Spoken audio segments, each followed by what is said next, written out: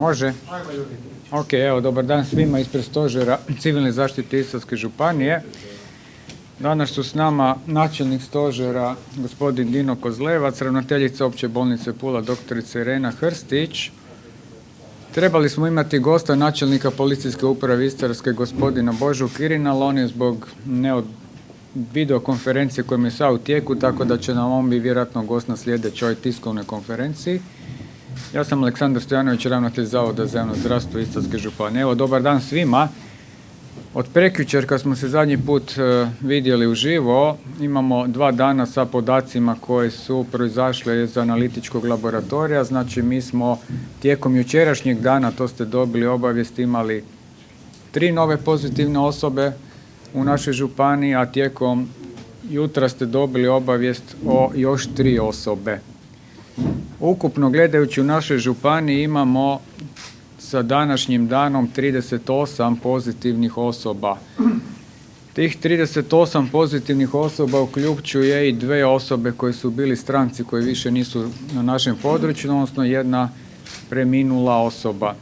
Osobe što se tiču jučerašnjeg, odnosno dana, odnosno 3 potvrde od jutros koje ste dobili informaciju, radi se o osobama koji su bili bliski kontakti sa već pozitivnim osobama i te osobe su također već u nadzoru. Znači, još uvijek radimo sa onim osobama sa područja, konkretno jutro su bile 2 osobe od pozitivnih osoba s područja Brtonigle, 1 s područja Umaga, znači radi se o onim poznatim slučajevima iz onog dijela, odnosno one veće količine osoba koje su mogle biti u kontaktu i do sad još uvijek stižu osobe koje su pozitivne.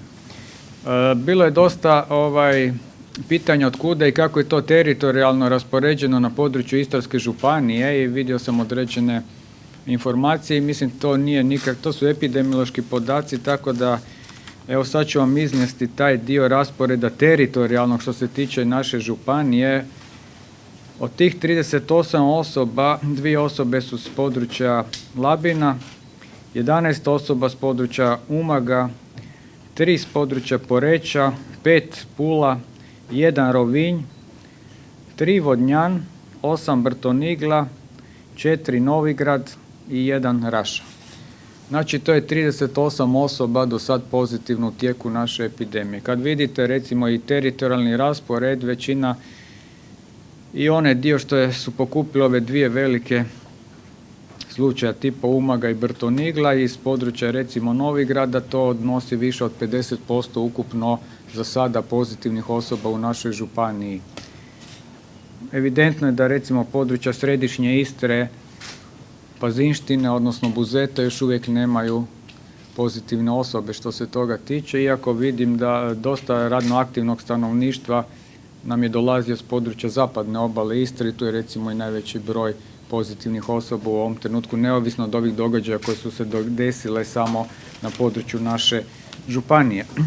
Po spolu, ako ćemo pogledati malo epidemioloških podataka što se tiče tih 38 osoba do sada je u spolu, 25 su bile muški, znači 66% su muškarci, a 34% su žene. Dob nam se nešto povećalo u odnosu na prošlu tiskovnu, sada srednja životna dob je oboljele osobe 52 godine. Kad bi pogledali one rizične dobne skupine koje smo rekli da su u riziku, a to su starije životne dobi, osobe iznad 60 godina, imamo od 60 do 70 godina imamo 7 osoba koje su oboljele, a iznad 70 godina još 8 osoba. Znači, u ovom dobnoj skupini od 60 do 70 godina tih 7 osoba čini 18% oboljelih, a iznad 70 tih 8 osoba je 21% oboljelih. Znači, gledajući tako, oni čine jednu ukupnu količinu od oko 40% oboljelih čine osobe iznad 60 godina, što je značajno i dalje je bitno da te osobe imaju preporuku da uopće, da tako kažem, što manje izlaze i napuštaju domove, jer 40% osoba za sad su nam i te starije životne dobi. Danas je, u toku dana dobit ćemo analitička izvješća od 15 briseva koji su jučer uzeti tijekom obrade u odjelu za infektologiju Opće bolnice Pula. Znači, mi danas očekujemo 15 nalaza što se tiče pacijenata koji su jučer obrađeni. Jednu stvar bi, što se tiče djelatnosti Zavoda za javno zdravstvo, mi smo prošli tjedan objavili telefon za psihološku pomoć našim ljudima, stanovništvu Istarske županije, preko službe za mentalno zdravlje Zavoda za javno zdravstvo. Zbog velikog interesa, odnosno potreba koje se pokazalo, odnosno onoga gdje stvarno građani su tražili pomoć, taj telefon smo produžili radno vrijeme telefona za psihološku pomoć, tako da taj telefon će biti dostupan svima od ponedjeljka, znači cijeli tjedan, od ponedjeljka do nedjelje od 8 do 20 sati. Znači to je promjena u radnom vremenu i to je ovaj telefon 099 529 44 66. Znači ponavljam, to je telefon 099 529 44 66, ali on je i na mrežnim stranicama Zavoda za javno zdravstvo sa tim promijenjenim rasporedom rada. Još jednu novinu koju smo htjeli pomoći našem stanovništvu, a to je zbog sve većeg broja ljudi koji su u samoizolaciji i zbog mjera koje su donešene, a te mjere uključuju preferiranje boravka u kući, a povezano je sa prehranom našeg stanovništva i da hrana u ovom trenutku ne postane utjeha našim građanima, a povezano i sa određenim njihovim bolestima i potrebama dijetoterapija. Naše savjetovalište za pravilnu prehranu je uvelo jedan telefon za građane, odnosno za stanovništvo Istarske županije, gdje mogu dobiti sve informacije što se tiče potrebnog unosa hrane, dijetoterapije, preporuke u tom dijelu, pogotovo zbog učestalog, odnosno dugotrajnog boravka u kućnim uvjetima, što normalno se onda odražava i na način prehrane. Znači od ponedjeljka do petka od 7 do 15 sati dostupni su telefoni savjetovališta za pravilnu prehranu Istarske županije. To je telefon 099 380 45 45. To imate također na webu Zavoda za javno zdravstvo. Možete komunicirati sa našim nutricionistima, odnosno nutricionistkinjama i putem maila savjetovališta i putem Facebooka savjetovališta za sve potrebe što se tiče prehrane. Možda prije nisam rekao, na telefonu za psihološku pomoć građanima, odnosno stanovništvu, javljaju se psiholozi, odnosno psihijatri i službe za mentalno zdravlje Zavoda za javno zdravstvo. Možda u ovom dijelu bi jedino još jednu poruku našim građanima. Mi se sad u ovom trenutku vidimo da zadnjih dana imamo jedan, da tako kažem, tendenciju 4 pozitivno dnevno, 3 pa 3 pa 3, znači imamo možda jednu jednoličnu crtu. Znači u ovom trenutku mi onog uzlaznog perioda epidemije što smo imali, nalazimo se još uvijek u tom uzlaznom dijelu epidemije, bez obzira što imamo, da tako kažem, po broju uzoraka možda stagnaciju zadnjih dana pozitivnih uzoraka. Ovo je sad jedan trenutak gdje mi u našoj županiji, da tako kažem, imamo jedan prijelomni trenutak i lomimo epidemiju. Lomimo epidemiju na smislu toga da li ćemo mi prelomiti taj uzlazni dio i stvarno ćemo zaustaviti taj uzlazni dio ili će ona nastaviti svojim uzlaznim dijelom. I to je jedan važan trenutak što se tiče naš zdravstvenog sustava i sve zdravstvene ustanove koje se nalaze u ovom zdravstvenom sustavu. Mi apsolutno ćemo dati sve što treba dati i to nije sporno. Ali u ovom trenutku samo ono što će zdravstveni sustav pružiti kao odgovor na postojeće stanje epidemiju nije dovoljno bez učešća svih nas. Znači sve one mjere što stanovništvo treba poduzeti, a to su sve mjere koje je predložio nacionalni stožer i naš županijski stožer, su mjere koje trebaju biti provođene i dalje. Znači samo ta jedna mirna, staložena situacija, odnosno dosljedno provođenje mjera, nama će osigurati da mi u ovom trenutku u sljedećem periodu možemo, da tako kažem što sam rekao, prelomiti epidemiju na jednu horizontalu i smanjiti taj uzlazni dio. Možda ovaj dio što sam rekao, ta riječ dosljedna bi bilo najbitnije da građani čuju. Znači bez obzira koliko nam se činilo da u jednom trenutku bude nešto bolje ili u jednom trenutku nešto lošije, mi smo dužni dosljedno i dalje primjenjivati te mjere.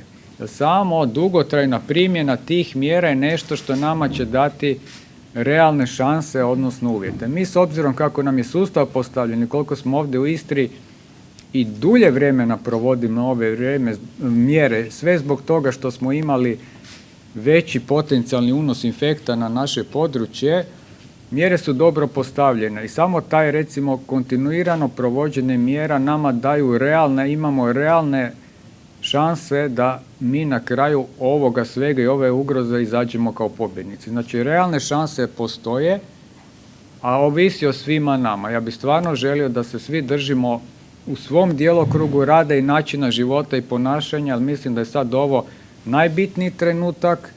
Imamo dobre rezultate, imamo relativno zatišje što se toga tiče i mislim da tim dijelom provođenja mjera imamo i rezultate svih tih naših mjera i mislim da bi tim načinom rada, života i svih nas to trebali dalje nastaviti. Evo, hvala vam lijepo. Dao bi riječ ravnateljici Opće bolnice Pula, doktorici Hrstić.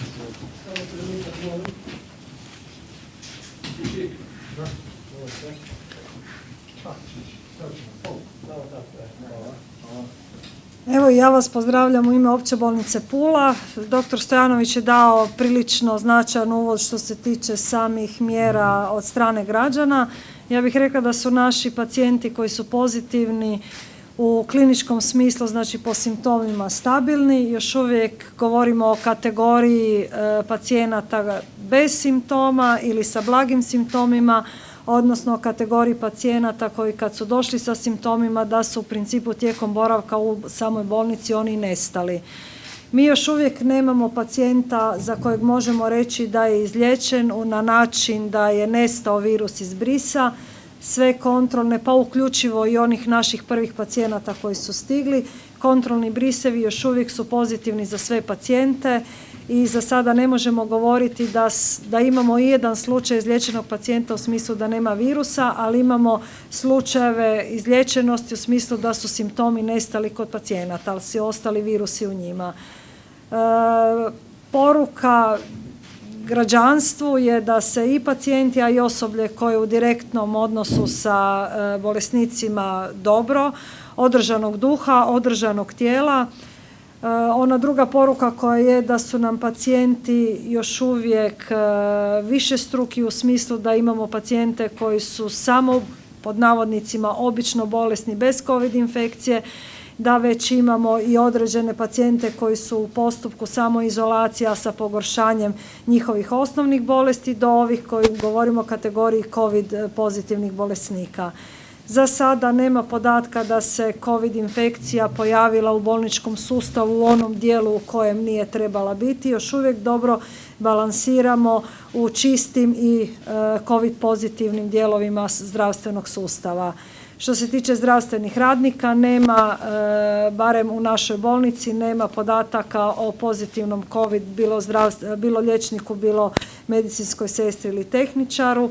Imamo 2 osobe zdravstvenih radnika u samoizolaciji, što je u principu mjera uvedena više zbog predostrožnosti jer se radi o zdravstvenim radnicima, znači oni nisu bili u direktnom kontaktu sa oboljelom osobom, nego su bili u kontaktu osobe koja je naknadno saznala da je bila u primarnom kontaktu sa oboljelom osobom. Znači na današnji dan u ovom trenutku mislim da po pitanju COVID-19 infekcije među zdravstvenom osobljem nemamo problema. To bi bilo sve za sada, a kasnije za pitanja. Hvala ravnateljici bolnice, načelnik stožera, gospodin Kozlevac. Dobar dan svima. Zahvaljujem se i vama medijima koji nas pratite i evo koji radimo u uvjetima kojima ćemo još poboljšati sutra. Zahvaljujem se građanima na samom početku jer pomalo imamo potrebu reći ljudima bez obzira koliko moraju biti svjesni i savjesni da sve što se događa radi se za njih, ne u ime njih, nego za njih, da bude bolje, ali normalno mi koji smo u tom sustavu moram itekako istaći da svi ljudi snose odgovornost, kako rukovodioci sustava, odgovorne osobe, ali tako i na tisuće ljudi koji trenutno sudjeluju u tom sustavu da bi uspješno priveli borbu protiv koronavirusa do kraja. Doslovno tisuće u sustavu na području Istarske županije trenutno sudjeluju u svim aktivnostima kojih ima širokog dijela, udarno zdravstvenog, ali sve ono drugo što radimo da bi situaciju poboljšali. Mjere koje su donešene, odluke koje su donešene, koje nisu popularne, ali su vrlo korisne, se na području Istarske županije provode. Znači ono što možemo konstatirati, a pratimo situaciju, u kontakti smo jer su aktivni stožeri civilne zaštite gradova, općina, mjere se svakim danom sve više provode. Ne bi licitirao sa postocima, ali gotovo u visokom broju, gotovo do 100% ljudi se pridržavaju. Ima problema još malo u kvaliteti provođenja mjera, međutim mjere koje su donešene se u pravilu pridržavaju. Ono što želim danas istaknuti, a tu imamo dosta upita, su vezano za poslovanje određenih gospodarskih subjekata. Stanje je danas puno bolje, bez obzira dobivamo i dalje dojave, puno bolje. Poslodavci koji imaju tehnologiju gdje su vezani za pojedine poslove, a znamo da je Vlada i nacionalni stožer omogućio da se pojedine djelatnosti koje to mogu provesti mjere, mogu odraditi određene poslove, pridržavaju tih mjera, a ko se neće pridržavati, moram reći da smo vrlo blizu zatvaranju tih objekata. Prema tome, ko ne provodi mjere, bit će zatvoren, neće moći odrađivati taj posao. Isto tako radnici koji su možda eventualno ugroženi, neka jave, neka dojave da poslodavac ne provodi mjere, ako ih direktno ugrožava neprovođenje mjera, ima pravo ne provoditi taj posao koji mu je poslodavac dao. Prema tome, niko nema pravo ugrožavati ljude. Ali zašto to govorim tako? Zato što imamo još pojedine, u manjini su. Znamo koji su ove dane, danas popodne, sutra ujutro će i taj problem biti riješen na način da će gotovo 100% svi poštivati ove mjere koje su dozvoljene, za razliku od svih ostalih koje više nisu dozvoljene. Želim napomenuti da mjera koja je donešena ograničavanja slobode kretanja, odnosno omogućavanje kretanja sa propusnicama, da je ona više manje evo danas dok smo tu saživjela. Dakle, ona funkcionira, ušli smo nakon početne nervoze, prekjučer malo prejudiciranja, ljudi su zvali na sve strane, međutim, kao i svaka mjera koja se donosi linearna, za tako veliko područje, tu je preko 200.000 ljudi uhvaćeno ovom mjerom, danas to već ide svojom kolotečinom. Pozivam ljude, mjera nije donešena da bi se davale propusnice samo radi davanja propusnice. Mjera je donešena da se onemogući kretanje bez prijeke potrebe. Prema tome, stožeri civilne zaštite, poslodavci točno imaju uputu kako mogu izdavati propusnice. Znači, svi mogu dobiti propusnice od 0 do 100 godina i preko 100 godina, ali moraju poštivati razlog odlaska, putovanja i tako dalje. Imamo općine gdje nemamo benzinsku crpku, prema tome oni će dobiti. Imamo općine gdje ne može se kupiti pelene za dijete ili potrepštine takvog tipa. Svi će dobiti dozvolu. Stožeri točno znaju što oni izdaju, ljudi koji idu skrbiti o svojim roditeljima, o rodbini, ljudi koji idu nahraniti životinje jer imaju komad vrta, komad polja u drugoj općini. Navodim kao primjere, svi će dobiti propusnicu kad dokažu i opravdaju razlog, a opravdavaju razlog u pravilu u svojim gradovima, općinama, gdje se u pravilu svi poznaju i vrlo brzo se može provjeriti da li taj poštuje za dozvolu, odnosno kretanje za što je dobio dozvolu. Policija je zajedno sa stožerima civilne zaštite obavlja kontrolu, ovu kontrolu na putevima, evo jutro ste bili svjedoci ko se kretao Istrom i po 2-3 puta policija je zaustavila ljude, pitala za dozvolu, propusnica je bila, nikakvih problema nema. Bilo je tu nekih upita, nejasnoća, to smo razrješavali. Moram reći da se niko nije pritužio za ništa, ni za odnos, ni tako dalje, jer policija uz provjeru daje i savjet, odnosno educira čovjeka di još može ići napraviti dozvolu, ali koliko znamo u pravilu svi ju imaju. Evo, ja bi tu završio i rekao bi sljedeće. Pozivam građane, još jedanput i po enti puta i svaki puta, mjere se moraju poštivati. Pozivam ih da poštuju ljudi koji su u samoizolaciji, kontrolira se, prema tome imamo sve manje dojava da je neko kršio samoizolaciju, da se kretao, da je viđen. Ja pozivam ljude da poštivaju te mjere, jer kao što je rekao dr. Stojanović, u prijelomnom smo trenutku. Ako mi uspijemo to odraditi na način na koji je to naše zdravstvo i ljudi stručnjaci zacrtali taj plan i moram izraziti zadovoljstvo da se on pomalo ostvaruje, bez prejudiciranja što kada će biti, ali stvari se definitivno za sada kreću u dobrom pravcu. Nama je cilj, i tu pozivam građane da vjeruju tom sustavu, da vjeruju tim ljudima, jer je cilj da što prije tu neman, bolest ili nesreću, kako znam, da je stavimo u okvire u kojima ona treba biti. I ljudi, imajte povjerenje, situacija je teška, dramatična, u borbi smo za život, ali siguran sam da ćemo tu borbu dobiti. Hvala. Pitanje moje vas. Da. Danas je ministar Beroš poludio i rekao da postoji peta kolona jer da ljudi lažno prijavljuju zdravstveni šefovi klinika i tako dalje, da nemaju opreme. Imate li vi opreme i kakva je situacija ovdje? Mislim na medicinsku opremu.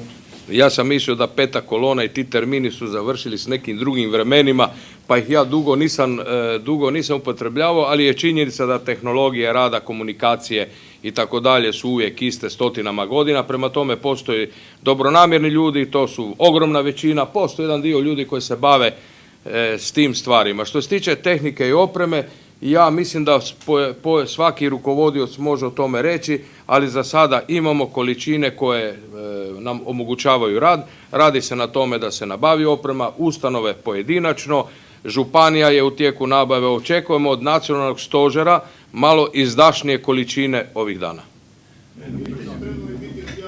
Da, evo doktor će. Mogu samo, pardon, ovo. Mislim da je bitno da se i građanima jedna stvar isto, neću reći objasni, ali da dajemo jedan poziv. Znači opreme, mi sve zdravstvene ustanove imamo za normalni rad i nabavlja se nova zdravstvena oprema. Ono što je bitnije i sve ove mjere koje se trebaju poduzeti, odnosno društvene samoizolacije, sve manji broj kontakata da imamo u obradi, znači sve ono što nas naginje da moramo dalje izlazi na teren, raditi velike recimo slučajeve i velike ono što je nepotrebno i oni slučajevi nepotrebni. Nepotrebni su slučajevi koji su proizašli iz onoga što ne bi trebalo raditi. To troši dodatnu opremu zdravstvenih ustanova. Znači i odgovornim ponašanjem svi naši građani i svim onim mjerama koji rade štede opremu da se ne troši na one stvari koje ne bi se trebalo trošiti. Znači u tome je bit. Znači samim ponašanjem svih nas ćemo dovesti do toga da i ono što imamo i ono što i dalje nabavljamo i kupujemo nam i dulje traje. Znači nije samo bit čuvanja situacije o broju novo oboljelih ili tako dalje, nego bit je da se s time štede i zdravstveni resursi svih nas. Izvolite. Nalazi obdukcije gospodine Brtonigle trebali su biti poznati jutros. Ne znam otkud vam informaciju, mi tu informaciju nemamo. Ministar zdravstva je to bio rekao, mislim, pred 2 dana da se... Prije 2 dana je rekao da će biti danas.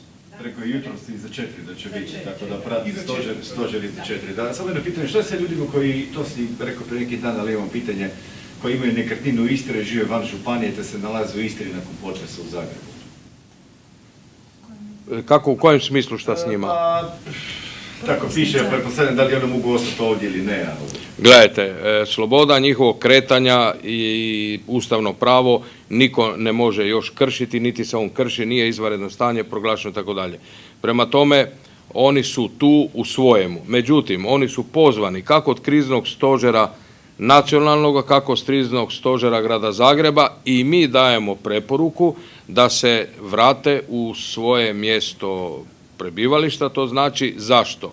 Radi sebe, radi adekvatne skrbi moguće i ako je potrebna, a isto tako kao što je ministar rekao da nam dodatni broj ljudi u ovoj situaciji kad smo napregnuli sustav i kad provodimo izvanredne mjere ne opterećuje zdravstveni sustav, pogotovo u malim sredinama. Evo, samo ponavljam, prema tome to je preporuka i poziv jer onda ćemo lakše i funkcionirati. Ipak su ljudi tu povremeno, a u svojim mjestima, prebivalištama su stalni, tamo su vezani i na sustav i na sve ostale potrebe.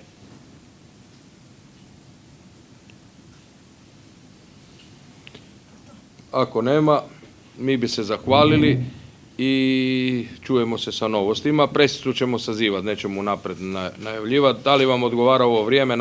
Nama da. Ok.